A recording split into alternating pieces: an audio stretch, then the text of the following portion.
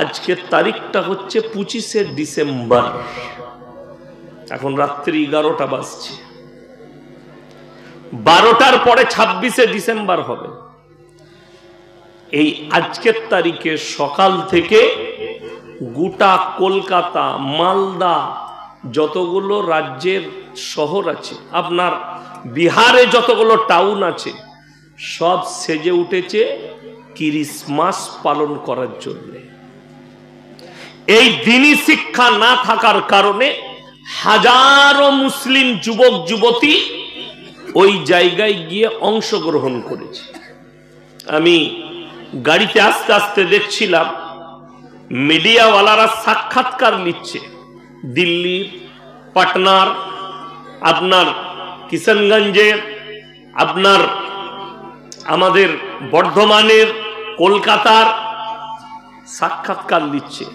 আপনি যে ক্রিসমাস পালন করতে এসছেন, আপনার নামটা কি? মোহাম্মদ অমুক। খুব ভালো লাগছে, মজা লাগছে, হ্যাপি ক্রিসমাস। এই যে পালন করছে, মুসলমানের কাছে দ্বীনি শিক্ষা না থাকার কারণে সে জানেই না এই 25শে ডিসেম্বরটা মুসলমানের জন্য হারাম না হালাল, এটা আমাদের না খ্রিস্টানদের। 1 জানুয়ারি বাংলা, বিহার, উড়িষ্যা, গোটা ভারতবর্ষের মুসলিম, এক শ্রেণীর মুসলিম, তারা বক্স বাজিয়ে, তারা হাঁড়ি কুড়ি নিয়ে মাঠেতে পিকনিক স্পটে গিয়ে রান্না করছে, খাচ্ছে, তার সঙ্গে মদের বোতল চালাচ্ছে। খালি কেন? দ্বীনি শিক্ষা নাই। অনেক জনের মনে মনে হবে এটা কি কোরআনে নিষেধ আছে? কোরআনে কি নিষেধ আছে শুনেলেন? সূরা ফাতিহা একবারই শেষ আয়াত। এটা মানে কোরআনে পাবেন না, তাফসীর খুলতে হবে। গায়রিল মাগযুবি আলাইহিম ওয়ালাদ-দাল্লিন। মাগযুব মানে ইহুদি, দল্লিন মানে নাসারা।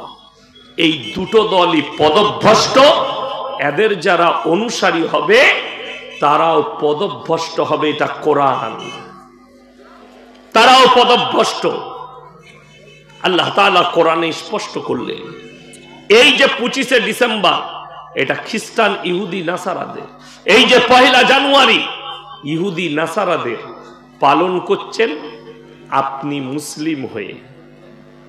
নামাজি যদি কেউ হয় তারপরও সে পদভ্রষ্ট। ক্রিসমাস পালন করা এই জন্য হারাম। খ্রিস্টানদের আকীদা, তারা 3টে আল্লাহর উপরে বিশ্বাস করে। এক হচ্ছেন সৃষ্টিকর্তা আল্লাহ, দ্বিতীয় নম্বর হচ্ছে ঈসা নবীর মা মারিয়াম, তৃতীয় নম্বর হচ্ছে ঈসা মসীহ। তাদের দাবি, তাদের আকীদা, ঈসা নবী হচ্ছে আল্লাহর বেটা। বলুন নাউজুবিল্লাহ। এর আকীদা তাদের 1 নম্বর আকীদা, ঈসা নবী আল্লাহর বেটা। এই আকীদা পোষণ করার পরে তারা আহলে কিতাব থেকে বেরিয়ে গেছে, আর আহলে কিতাবে নেই। আল্লাহ রাব্বুল আলামিন শুধু এই আকীদা রাখার কারণে কোরআনে আছে, আমি কিয়ামতের দিনে ঈসা মসীহকে দাঁড় করাবো। গোটা পৃথিবীর মানুষের সামনে আল্লাহ দাঁড় করাবেন। প্রশ্ন কি করবেন? কোরআনে আছে। আল্লাহ কোরআনে প্রশ্ন বলে দিয়েছেন যে আমি আমার ঈসাকে এই প্রশ্ন করব। আর ঈসা মসীহ, আল্লাহ দিলের খবর জানেন না? জানেন না? কথা বলেন। জানেন। ঈসা মসীহ কি উত্তর দিবেন? আল্লাহ উত্তরটাও লিখে দিয়েছে, দুটোই।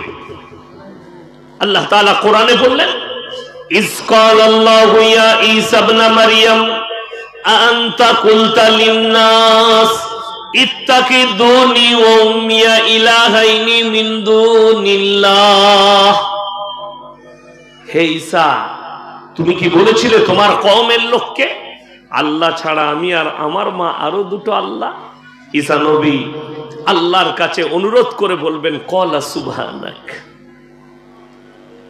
আল্লাহ, যে কথা বলার আমার হক নেই, অধিকার নেই, আমি কেমন করে বলতে পারি?